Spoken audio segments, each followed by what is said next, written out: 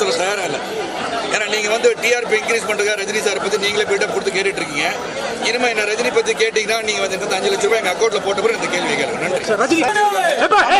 வந்து அந்த அறிவிப்பு தெரிவு மத்திய அரசு வந்து அது தூங்குவதற்கு 1 மாத காலம் ஆகும்னு சொல்லியிருக்காரு. தற்சமயம் வந்து தற்காலிகமாக நிறுத்தி வைக்கப்பட்டிருக்கு சார். அதே மாதிரி அமித்ஷா என்ன சொல்லியிருக்காருன்னா இந்த என்பிஆர் சட்டம் வந்து யாரையும் பயமுறுத்துறதுக்கு இல்ல அப்படிங்கறத சொல்லியிருக்காரு. சொல்லிட்டேன். சிஏ என்பிஆர் என்ஆர்சியா இருக்கட்டும், இது மக்கள் தொகையை கணக்கெடுக்கின்ற மாதிரி ஒரு கணக்கெடுப்பு தான். இதில் எந்த விதத்திலையும் அந்த சட்ட திருத்தத்தில் கூட அவங்க எந்த ஒரு இஸ்லாமிய சகோதரர்களையும் நாடு கடத்தணும்னு சொல்லலை. முதல்ல எல்லாரும் மீது படிக்கணும். குடியுரிமை சட்டம் 1955 படிக்கணும். சட்ட திருத்தம் வந்து 2019 என்ன சொல்லியிருக்குன்னு படிக்கணும். படித்த பிறகு பேசணும். இஸ்லாம் தகர் யார் நாடு கடத்துவேன் கடலை தள்ளி விட யாருமே சொல்லலை. படித்த பிறகு தெளிவான பிறகு எல்லாரும் அதை பற்றி பேசணும். 2வது கணக்கெடுப்பு என்பது நடப்பது நார்மலாக நடக்குது. நோட்டிபிகேஷன் வரல, என்ன கேள்வி கேட்பான்னு வரல.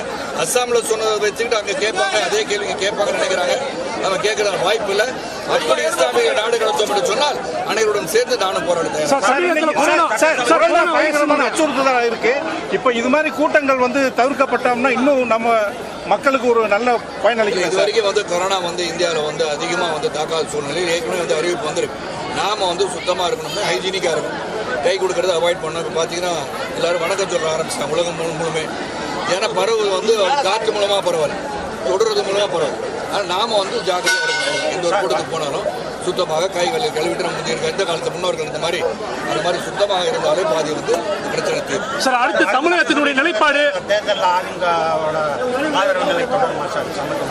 இதெல்லாம் மாநகராட்சி தேர்தல் நடக்கட்டும், நகராட்சி தேர்தல் நடக்கட்டும், அதெல்லாம் ஒருத்தரே இருக்கும்னு சொல்லியிருக்கோம். அதை முடிஞ்ச பிறகு நாளைக்கு என்ன நடக்கும் நம்மளாலே சொல்ல முடியாது. சார், இன்னைக்கு வந்து நடிகர்கள் இப்போ கமலஹாசன் வர்றாப்புல, ரஜினி வர்றாப்புல, இந்த மாதிரி அடுத்த கட்டமாக வரும்போது தமிழகத்தில் ஒரு வேற்றிடம் காலியாக்குன்ற மாதிரி எல்லாமே சொல்லி வர்றாங்க. இப்போ அடுத்த தமிழ் சட்டமன்ற தேர்தல் வந்து எப்படி இருக்குன்னு நீங்க உங்களுடைய வியூ எப்படி இருக்குன்னு நினைக்கிறீங்க? இதே கேள்வி வந்து மக்களுக்கு தேவையான நிறைய கேள்வி இருக்குங்க.